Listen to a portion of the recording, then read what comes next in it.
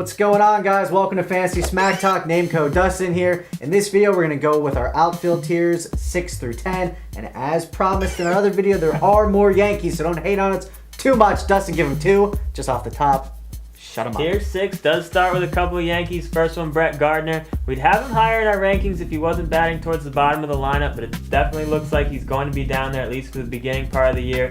But he is going to be a nice guy to have for those stolen bases. Next, Curtis Granderson. Didn't bat for the best average last year, but he still has potential to give you some power and a little bit of speed. Should have another solid season.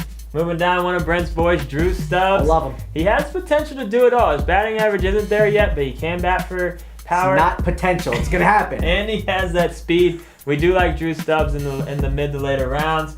Next, got Juan Pierre. The only stat that matters here is 68 stolen bases. We don't know if he'll quite get that again this year, but he should have another solid year in that category. Next, Martin Prado. He has different position eligibility, which is nice. Threw in a little bit of power last year, and he batted for average. Another nice guy to look at in the mid to late rounds. And the last guy in this tier, Nick Markakis. Disappointing year last year with his power, but we think he could have a bounce back year.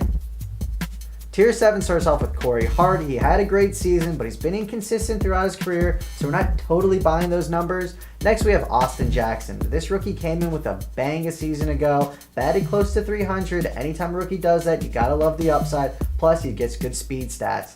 And last in this tier is Grady Sizemore. This guy just needs to get 100% healthy. If he does, we know what he can do. The problem is that's a big if. Might be worth a late flyer in your drafts. Starting off tier 8, we got Rajai Davis. He's got a new home out with the Blue Jays. Story with him, 50 stolen bases. That's why you draft him.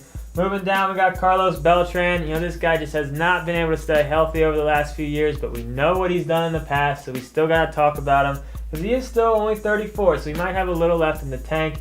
Next, we got another Met in Pagan. Decent average, decent power, but 37 stolen bases. You got to love that. Moving on, Bobby Abreu, 37 years old, but he's still getting it done. 20 home runs, over 20 stolen bases. Look for his numbers to continue to slowly go down, but he's still a serviceable outfielder that you can get late.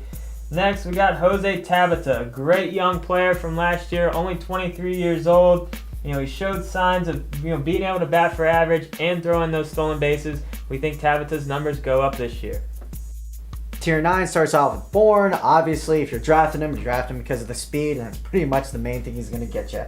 Next, we have Torres. This guy really came out of nowhere last year. Now, he does have limited upside because he's 33, but a repeat performance isn't out of the question. Next, we have Zobrist. Obviously, this guy was a disappointment, but even in a disappointing year, he got 24 bags. He just really needs to pull that batting average up. Then we have Julio Bourbon. This guy was another disappointment, mainly because of the speed. He only had 15 bags a season ago, but he did show flashes, and he is a youngster.